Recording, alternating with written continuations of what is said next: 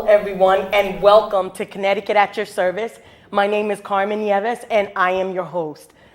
This show is all about spotlighting the individuals, the businesses, and the nonprofits that serve our community, our great state of Connecticut. And today I am so excited to introduce to you our guest here today, Miss Cynthia Jennings, who is a civil rights attorney. I would love to start the conversation just by telling me a little bit about yourself, kind of what helps you to lead, and what's next for you. Okay, well, actually, I'll start with me being somebody who's concerned about the environment. And I've spent a lot of time in the environment. I live near a very noxious landfill that people were getting sick around. And in fact, the landfill, every man on the street, every black man on the street next to the landfill had died but two, and those from cancer, and those two had cancer. So there was a friend of mine named Helen Nixon. She started an organization called Survivors on Sunset Street. And we worked to shut the landfill down. We worked to make sure that people in the community were aware of what was going on. We worked to cut back and clean up that landfill. And we really worked to make sure that people were not dying in cancer clusters like they had died before.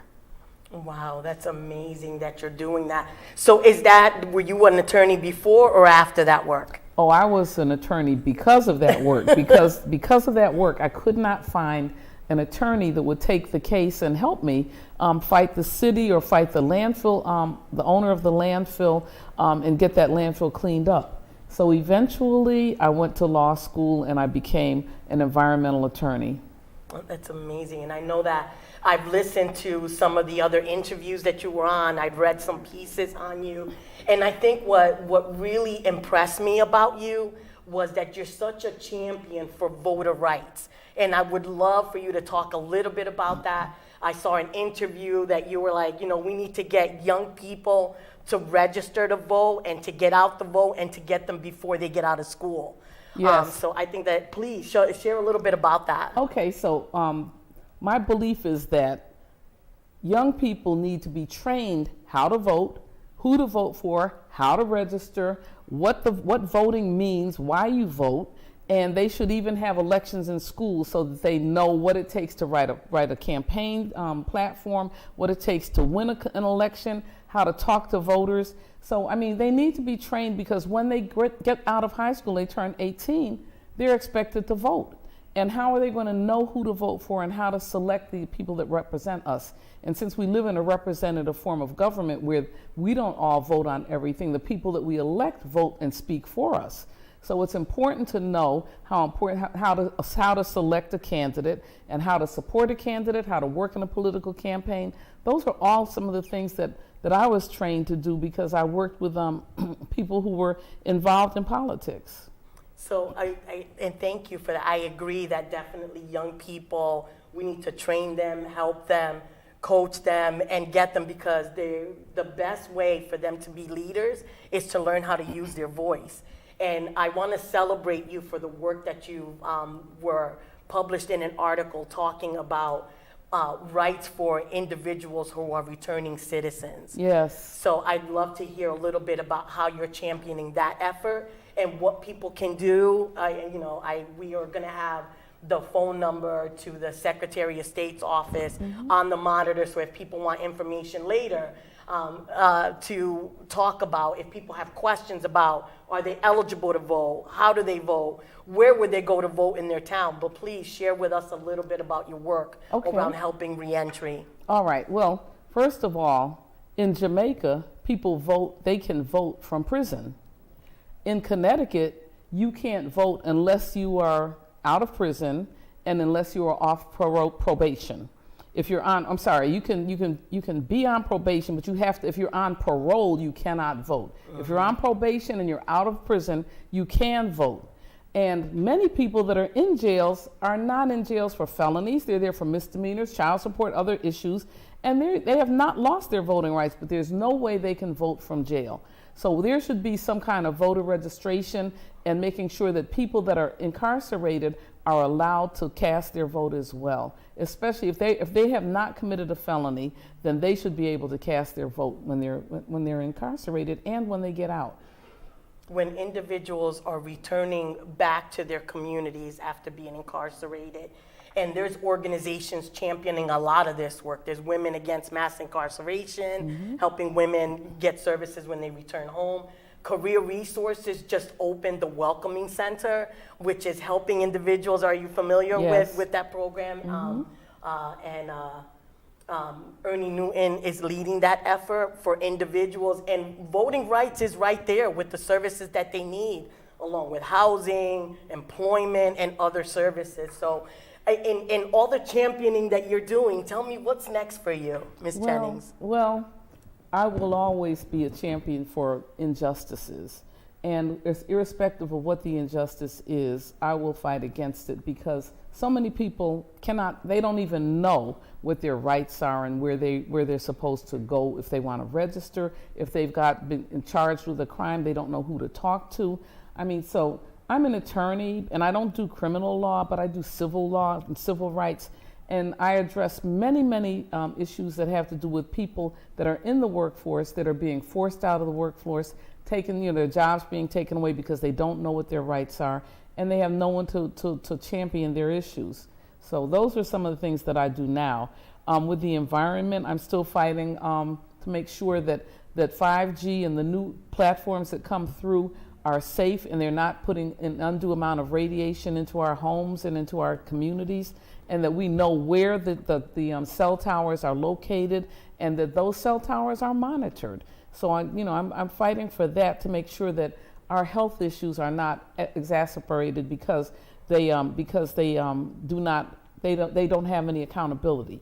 So one of the things that I'll always do is environmental justice, to make sure that people who are living next to landfills are not unjustly, are taken into consideration before they site a landfill, before they start an incinerator. Because if you look at what happened with COVID, so many people, an excessive amount of particularly African Americans and Latinos, and people who live near landfills and incinerators, had a much higher death rate than other people because their lungs started out already compromised from incineration. And we don't think about that until it's too late. So, and it complicates other issues like asthma and emphysema and all of those different types of things. So I agree with you that the fight just never stops, right? So I know that you're a champion for many things, child welfare, because a little birdie told me that you were a foster parent and that you taken individuals in. So I can definitely see the pattern of being a champion in our community and fighting for justices. And one of those that I heard you talk about previously that I would love for you to share again is resources for businesses in Connecticut. Absolutely. Businesses, first of all, I used to work with a community college, and we dealt with the fact that women were in business, but they were never trained. They didn't know how to price their product. They didn't know how to ship their products. They didn't know how to get resources to assist them to keep them in business. We had to, literally sit down and come up with a program that actually trained people from the beginning to the end about how they would get their product to the market, and how they would collect the money, and how much taxes they would have to pay on it. Taxes. I mean, there's a lot of things people don't know about. Taxes that's one of the things people don't consider when they price their product. And then, a lot of small businesses are so busy working their business that they don't work their business, right? Minding your P's and Q's, talking about your taxes, and with you mentioned COVID, and with the CARES Act, and some of the other resources that they had made available to small businesses, I can tell you about businesses that were not able to access that just because they didn't have a bank account, or they didn't have like a street address, or they couldn't prove what they purchased for their business versus their individual. So on this show, Connecticut at Your Service, not only are we here with Ms. Cynthia Jennings, but we're also going to be having other guests that are going to be talking about the services that they provide to our city. So I want to just continue the conversation about making sure that people get out the vote. The big election's coming up on the 8th, so we're not telling people how to vote. We're just making sure that people understand the importance of using their voice. So we've talked a little bit about having youth be voters and the things that we can do for that. We talked a little bit about reentry. We'll put the phone number back up for the Secretary of State's office if people have questions about where they can vote in their town, how they can vote. One of the things I would love for you to talk about that you shared before was about how people don't even have to go into the office now, that they can register right online. Talk to a little bit about that, 'cause Right. that's exciting to me. I think it's important that people know that they can register, sit in front of their computer and register to vote. And 2 days after they put their registration in, a card comes in the mail that tells them where they go to vote, how they, who they, what candidates are running. I mean, what party they're a part of. I mean, the information that they get from actually filling out that form right on computer is amazing. And that was one of the things that I wanted to do. I want to start a program in the schools where young people actually go out with their computers and register people to vote. The only thing you need is their date of birth. You have to get that from them, and their license, their driver's license, or the last 4 digits of their social security card. And so or an ID. So you have to, but young people need to know how to register people to vote. Young people need to go out there and do the registration because they're savvy on their computers. And the other thing is that young people need to be, not only serve internships, maybe with the Secretary of State's office, maybe with other departments, but every single young person should have an internship in a government agency so that they learn what that agency does. They should be oriented. They're not there to get coffee and make copies. They're there to learn a skill that they can use and that they will be using in the next 10 years. So the other thing with young people is that we only have them until they're 17 and a half or 18.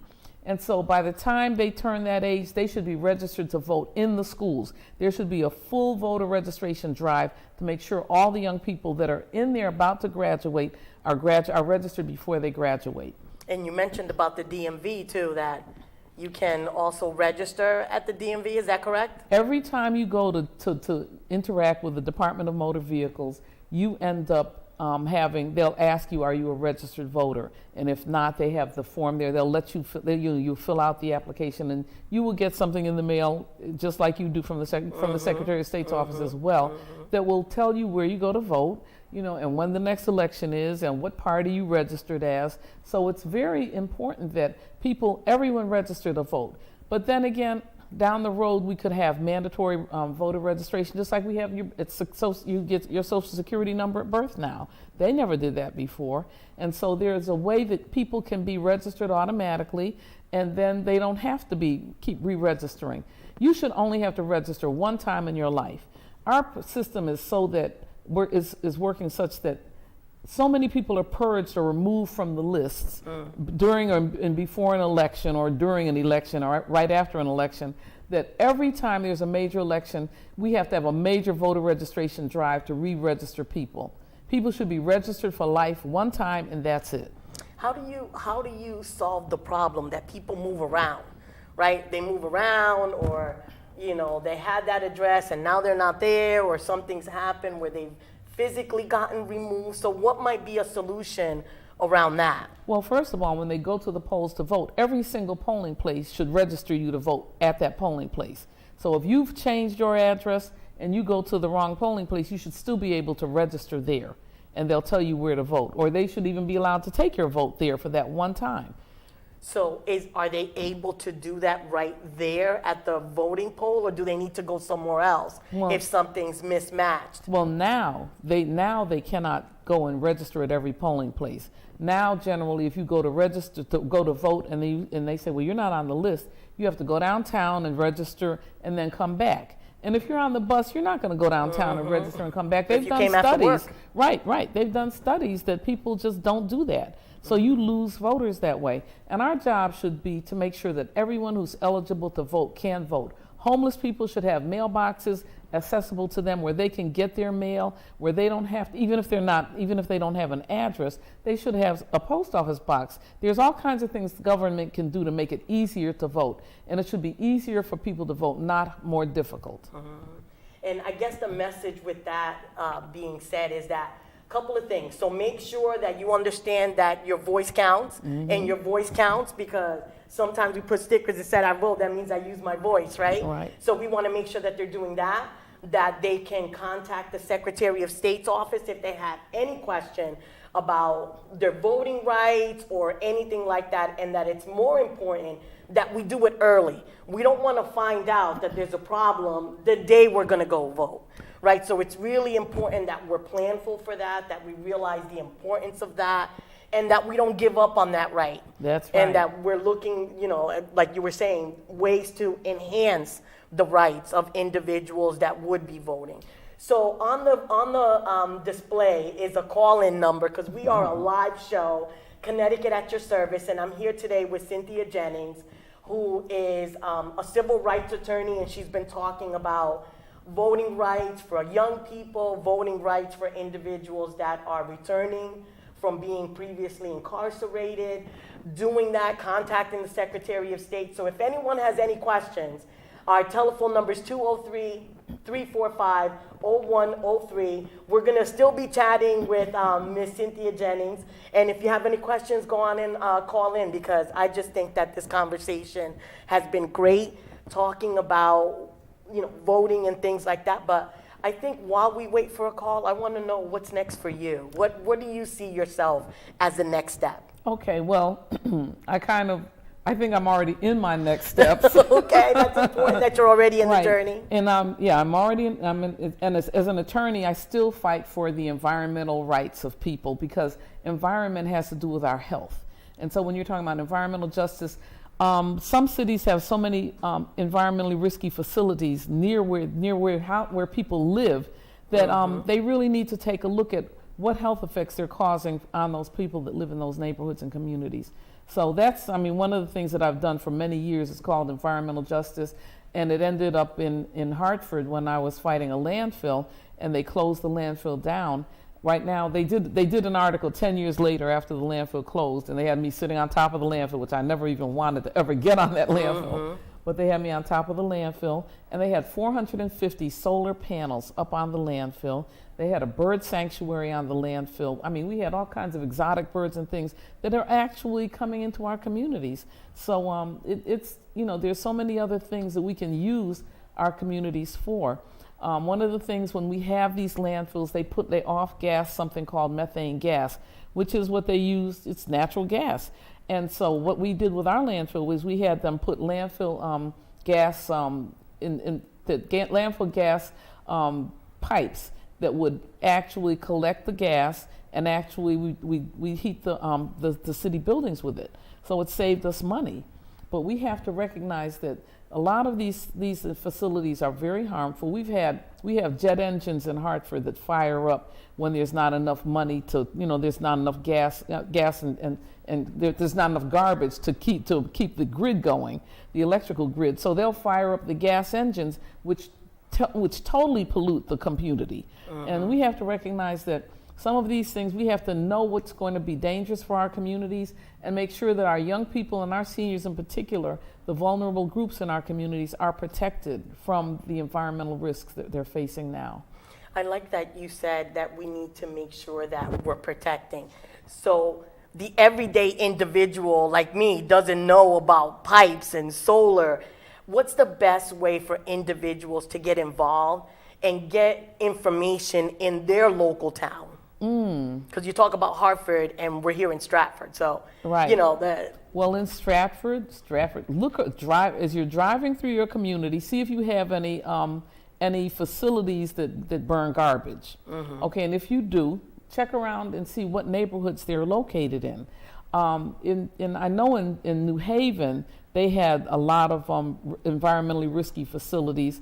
And make sure that you make sure you work with the Environmental Protection Agency, and make sure that the school air is safe. The schools had a lot of issues in terms of pollution and just all kinds of things that were dangerous for our children. In fact, there have been schools shut down all over the state that have things like PCBs and things that are harmful to your health. Also, pay attention to to the news and find out what's going on with that. I know that in throughout Connecticut we've had problems with something called PFAS, which is a permanent form of cancer causing agent that gets into the water, and then you are, every time you drink water, you're drinking a cancer causing agent. Okay, so we've got a call, so we're going to answer that. Hello and welcome to Connecticut at your service. Oh, I think I might have hung that up, so I hope that they call back. All the excitement. So sorry about that. So we were talking about how can people, so they can go and visit, they can ask questions. How can they get involved with it? Do they go contact their representatives if they have a question? And then what does that Office of Environmental do? Okay, so if you believe that you have an environmental problem in your city, then you can call your elected official, your elected legislator, or you can go to your alderman or your council person and tell them that you believe that this situation is creating a problem, an environmental problem. If you smell something that just doesn't smell right, I mean, even with the landfills, if they don't smell right, you're not supposed to smell anything that comes from an environmental facility. So if you do smell something, you can always report it to the engineer for the day at DEEP. Wonderful. Okay. Hello and welcome to Connecticut at your service. You are here with Carmen and with Cynthia. What's your question? Hello. My question is, I heard you guys talking about voting and information. So my question is, how do you reach the hard to reach people, such as people that don't have access to computers, Great question. or don't have vehicles to drive around and get to voting polls or things like that? So how do you get that information into each and every home? Okay, thank you so much to the caller. One of the things that you want to do is you want to make sure that during every election, the political parties always have transportation to the polls. And so you can always do that. The question is whether or not you're registered or not, whether or not you have the proper ID to get registered. And you can also work with, you definitely need to work with the Secretary of State's office and find out. You can look at the voters list and see who's registered and who's not. And if they're not, you can go to their door and knock and say, I would like to register you to vote if you would like to do that. Mm-hmm. So you can always talk to people in your community. You can always look at the voters list that are available downtown at the registrar's offices or at the Secretary of State's office, and you can find out who's registered to vote and who's not. And you can make sure that your voting stays up in your community. The voting has to do with so much money that it's unconscionable for people not to be registered to vote, because the difference between your child's tuition being paid or not being paid could be that you don't have enough support in the community to make sure that this becomes an issue. And you always stay in touch with your elected officials and tell them, I want to know where I go to vote. I want to know how to register to vote. Every one of them should be concerned about that, or else they'll at least point you in the right direction. But you elect people to represent you, and if you didn't elect them, they still represent you, so you still should feel free to go and ask them questions. And I will tell you, in my experience, most are approachable. Most of them want to help you. Mm-hmm. You know, I think that when we go and we try to reach out for help, whether it's a program, whether it's reaching out to you, or reaching out to anyone else that we take, when we go to someone for help, we kind of have to have the end in mind, right? So this is what I think the solution is, other than just complaining, because some things, the legislator at that level may not be able to be the one that ultimately helps you. But understanding who people are, how to access them, how to reach Cynthia, who can get us into the right place to kind of do that. And whether it's voting, whether it's, services to businesses, whether it's child welfare issue. Question.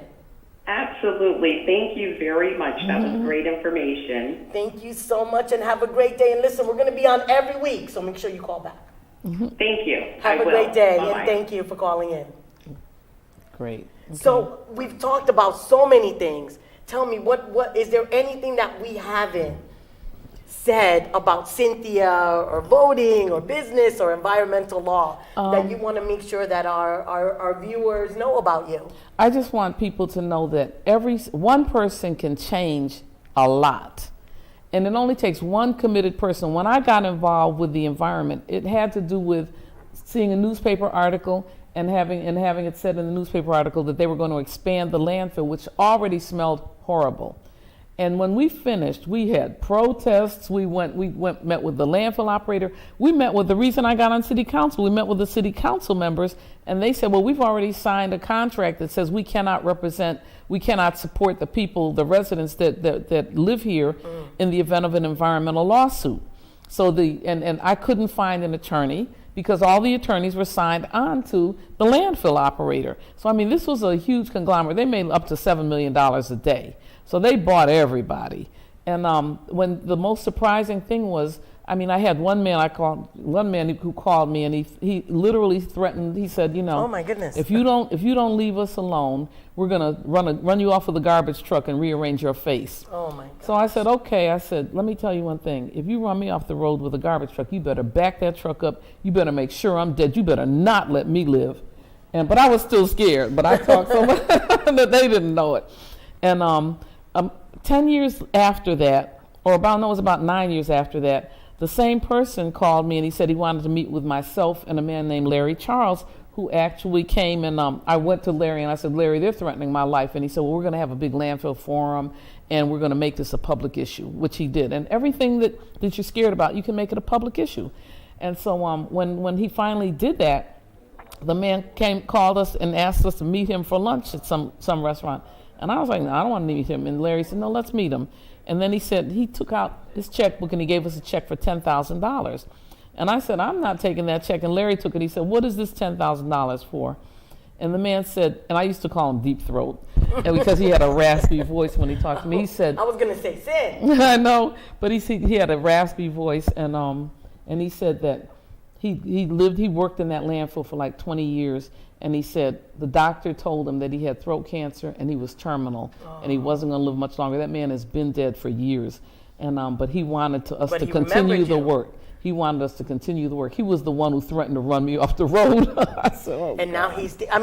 Now that's really the sphere of influence, right? People that we thought were our rivals end up being our allies because now they understand things from a different perspective. Right, but what it made me understand is that if we don't get this environment under control where we live, that we are going to have a problem with health-wise. And when the pandemic came, we had a very serious problem. So thank you, Cynthia, for your time, for your advice, for your wisdom, for what's the next move for you. We want to thank everyone for tuning in to Connecticut at your service, where we're here to highlight the individuals, the businesses, and the nonprofits that serve our great state. Till next Tuesday, 6:30, make sure you tune in and watch. Thank you, Carmen.